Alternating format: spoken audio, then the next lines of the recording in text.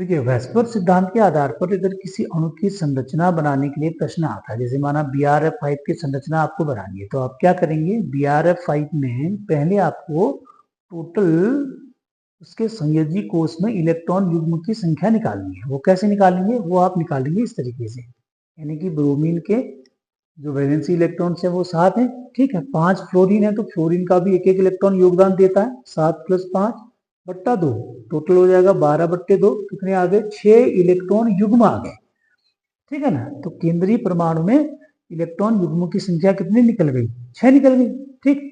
अब आपको क्या करना है? 6 निकल गई, तो ये 6 निकली, तो 6 निकलने में क्या होगा? इन 6 इलेक्ट्रॉन युग्मों को हमने बांटना है किसमें? बॉन्ड पेयर और लोन पेयर में।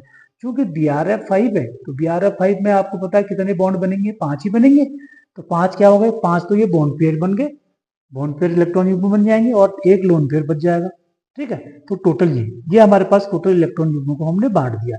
अब आपने यदि वेस्पर सिद्धांत की टेबल यदि आपको याद हो, तो आपने ये देखा होगा कि किस प्रकार का अणु बनेगा। ये AB5E प्रकार का, कहने का मतलब हुआ कि जिसके केंद्रीय परमाणु में क्या रहेगा?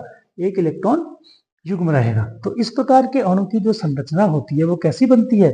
वो इस प्रकार की बनती है, जिसको हम कहते हैं वर्गाकार पिरामिडीय संरचना, ठीक। तो इस प्रकार से अगर आपको प्रश्न आता है, तो आपको टोटल पहले क्या करने हैं? वैलेंसी इलेक्ट्रॉन युग्म निकालने हैं, ठीक। फिर उन इलेक्ट्रॉन युग्मों को आपको बांट देना है। टोटल इलेक्ट्रॉन युग्मों को बॉन्ड पेयर और लोन पेयर में बांट देंगे, और फिर ये टेबल से अगर आपको ध्यान हो, तो वहां से आप उसकी संरचना को निकाल लें।